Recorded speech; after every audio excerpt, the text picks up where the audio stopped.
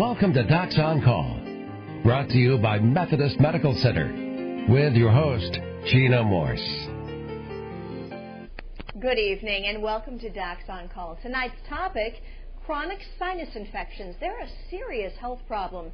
Americans spend, get this, $5.8 billion each year on healthcare costs related to sinus infection treatment.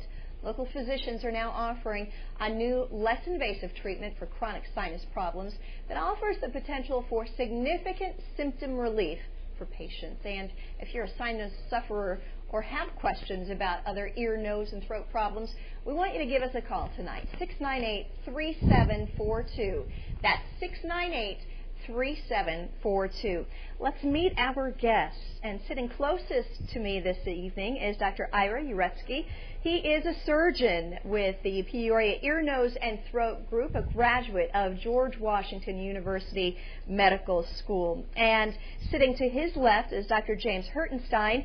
He's also board certified in otolaryngology. He's a graduate of the University of Illinois College of Medicine at Chicago and practices with Midwest Ear, Nose, and Throat Group. And we thank you both for joining us this evening. Thank you. I was a little bit blown away by that number of $5.8 billion spent on sinus troubles, but it really is a big problem. Actually, the number recently by the American Academy of Otolaryngology is probably in excess of $6.5 billion. Wow. Approximately, depending on who you read, it's anywhere from 37 to 45 million visits per year to primary care doctors, not including specialists, for sinus disease, sinusitis, and chronic sinusitis symptoms. And Dr. Hertenstein, what I've noticed too is more of my children's friends having sinus problems. I used to think of that as something that really plagued adults mostly. I don't know why. Maybe that was just a misconception, but I know a lot of kids that are having sinus troubles. Why is that? Well, I think it goes in concert with the increased respiratory problems all from the top to the bottom, asthma, sinusitis, rhinitis. Infectious diseases in general seem to be getting more common, more prevalent, vicious, difficult to clear up. And so you try to clear them up, I'm sure, as often as possible with as little intervention as possible. Over-the-counter medications, I suppose, sometimes work, and sometimes you need prescriptions. But sometimes that's just not enough, right? Well, that's true, because what happens is that when you have a chronic sinus condition, basically the way that the nose drains is that there's one area in the nose that drains basically three of the major sinuses, basically the frontal sinuses, which sit on the top of your head, the maxillary sinuses that sit right here in your face, and the ethmoid sinuses that are basically between your eyes. So most people will come in and say, I have pressure basically right here. It's kind of like three lanes draining into one lane.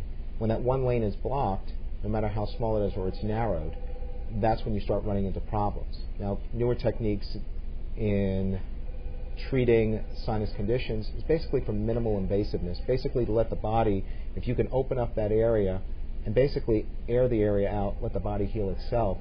That's what they're finding in otolaryngology regarding sinus disease today to be the best effective method. All right, let's hear from our first caller and see what's on his mind.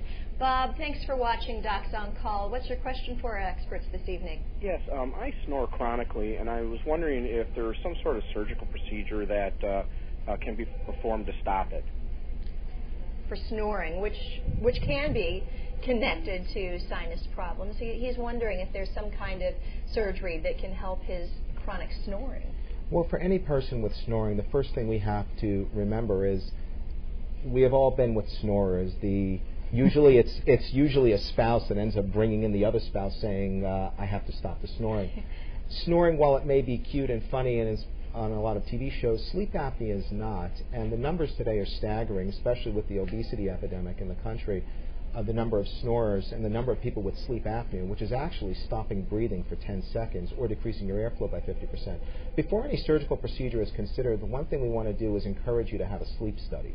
A sleep study is when you go to the hospital and they put a bunch of monitors on you at night, which will actually tell us if you're truly snoring or if you truly have sleep apnea, because that'll help to tailor the type of surgery that we would want to, or that you may need in order to help us. Now, Dr. Hertenstein,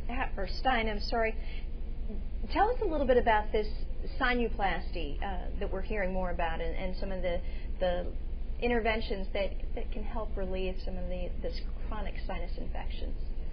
Sinuplasty has gotten a lot of buzz recently because it really is a quantum leap forward in minimally invasive treatment of sinusitis. Basically involves threading tiny lighted wires through the nasal passages and into the sinus openings, and then inflating a tiny balloon very similar to the little balloons that might be placed into the coronary arteries to stretch and open the arteries. This balloon then can dilate the sinus opening, and it actually creates a little microfracture and remodels the bone so that sinus opening can stay open. And it doesn't apply to all the paranasal sinuses. It can be done in the frontal sinuses, the maxillaries, the sphenoid sinuses. It's not useful in the ethmoid sinus because there are multiple tiny sinus openings that can't be dilated. But it's remarkable. It doesn't apply to all chronic sinusitis, but for the correct disease process in patients, it's a great step forward. That's encouraging, that's for sure. We have another caller on the line. Thanks for watching Docs on Call. Melissa, what's your question? I was wondering if you could tell us a quick way to tell the difference between a sinus infection and a cold. That's a great question. What would you say to your patients? Well, when you look at a cold, any upper respiratory infection can mimic a sinus infection. Usually when you talk about a cold, you talk about symptoms, nasal congestion, pressure in the face, postnasal drip, symptoms that generally, with a common cold, will go away in about 4 to 5 days. We get a lot of phone calls from people that have these symptoms for 1 or 2 days. Generally, it's upper respiratory. A cold or symptoms that doesn't go away generally in about 5 to 7 days should be further investigated and at least examined to see if it is a sinus infection. There are many other things that cause these symptoms, including allergies, and only a health professional should be able to tell them. So allergies really can be a trigger for these sinus infections. What time of the year do you notice the biggest problems? You know, it's spring and fall. Spring and fall, very typical, right? Yeah, especially this fall where we didn't have much rain during the harvest season. There's a terrific amount of dust and that's stirred up in the fields around all of our communities. All right. Very good. Let's see who's on the line next. Thanks for watching Docs on Call. Megan, what's your question for our experts? About 5 years ago, I developed a little kind of nodule underneath my eye, and the next thing I know, my whole eye was swollen shut. Since then, I have drooping on the left side of my eye. When I get a sinus infection, it's only on the left side. I have continued to have chronic drooping and chronic infections on that one side, my left side.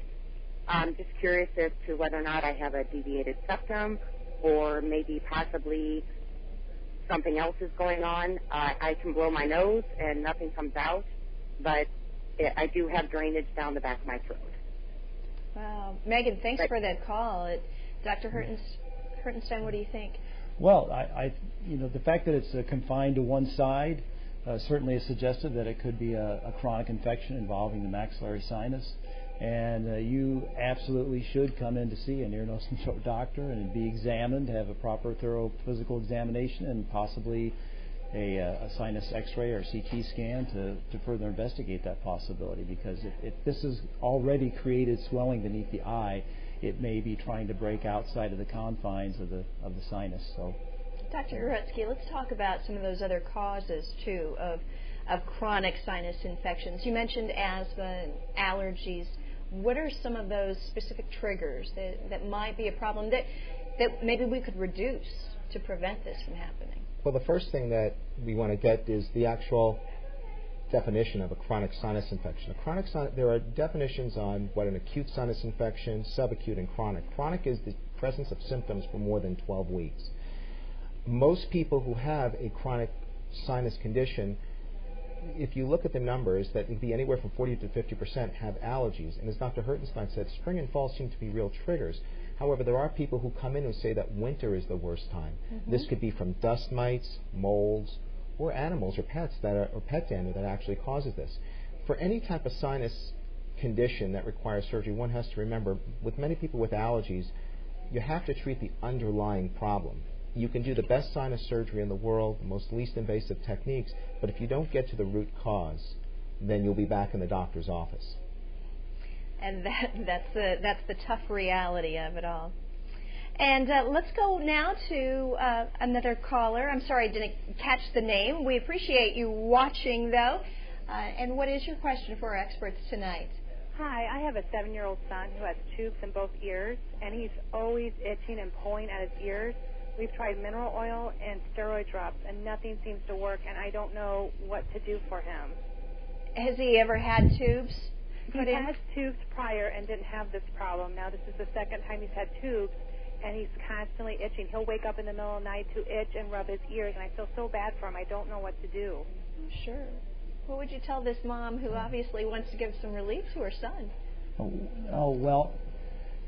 First off, I think it's important to go ahead and get him in to have his ears examined, make sure that the type of tube that he has in the ear isn't perhaps against the canal wall, irritating it in some way or other.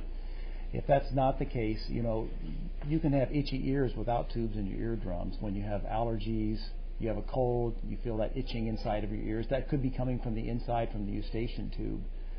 So I think you have to differentiate between those two things. From a practical standpoint, what can mom do when her child is distressed and saying, "Mommy, my ears are bugging me," and he's keeping everybody awake? I think mineral oil probably would not be my first choice. I think the prescription antibiotic drops that are given to them at the time of the surgery would be most appropriate. All right. Very good. Thanks again for that question. Jerry's on the line now. Thanks for watching Docs on Call. What's your question? My question is, or my statement is, I've suffered from sinus problems for many years.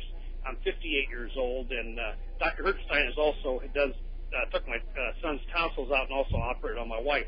But I wasn't ready to go through any kind of a sinus surgery, so I did some of my own investigation and read the book by Dr. Murray Grossman, The Sinus Cure, and I have done what he has instructed in the book and started in 2007 with the pulsating saline rinses, and I am near cured without any surgery, and I probably went for several years having to take antibiotics or anything.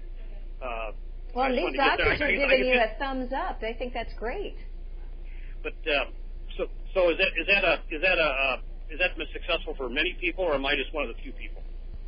I can tell you that you're not one of the few people. In fact, this is a very common thing, especially after people who have sinus surgery. But one thing you have to understand is when you're treating a sinus condition, you have micro hairs on the lining of your sinuses. They're called cilia, and they beat in a certain direction to help sweep the sinuses clean and to sweep all that debris down your throat and out your nose.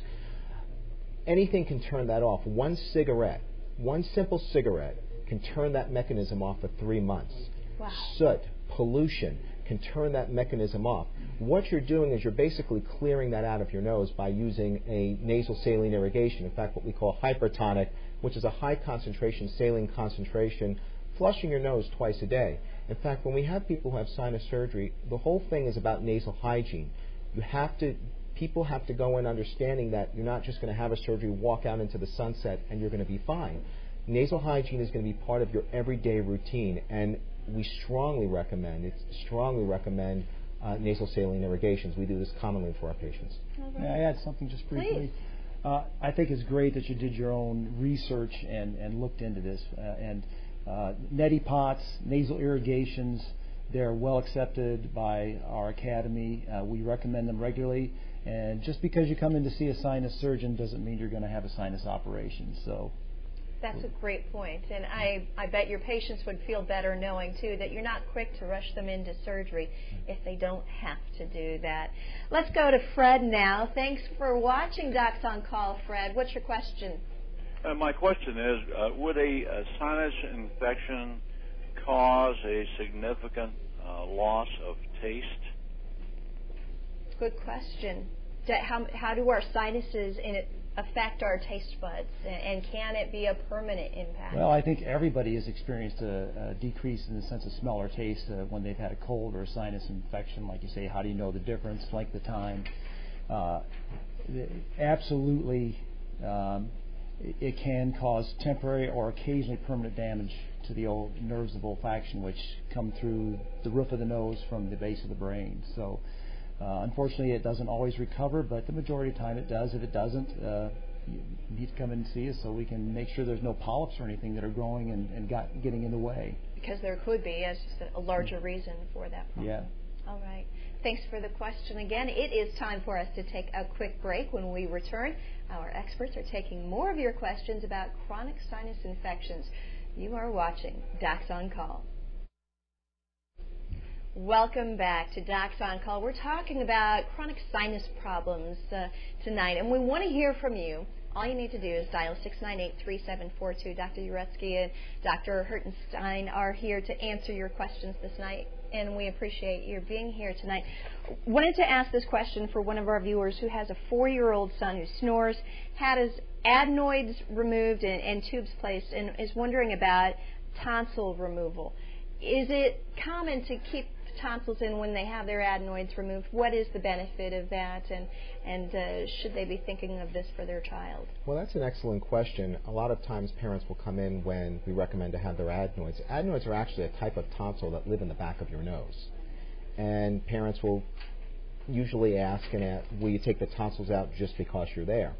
The reason that there are many reasons to take the tonsils out: recurrent infections, enlargement, blockage.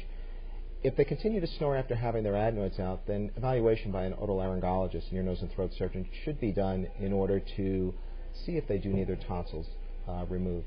Sometimes there could be some remnants of the adenoid pad that are left that can also cause problems. It can also be a nasal problem as well. All right, moms and dads, keep those questions coming for your kids. We want to help people of all ages who are having sinus troubles. Let's go now to Kathy. Thanks for watching Docs on Call. What would you like to know from our experts this evening, Kathy? Every time I get a sinus infection, I end up getting bronchitis because all that green stuff drips down the back of my throat at night. What can I do? What would you say to Kathy? Well, that's a tough one. You know, if you end up getting bronchitis as a secondary infection from an episode of sinusitis, there's often a belief that perhaps the sinuses are draining down into your lungs. I think it's probably not quite that simple. When we swallow, our larynx and our throat do a pretty effective job of keeping us from getting secretions down into our lungs. However, the airways frequently do become inflamed at the same time, and I don't think there's any way you can prevent a sinus infection from causing inflammation of the lower airways.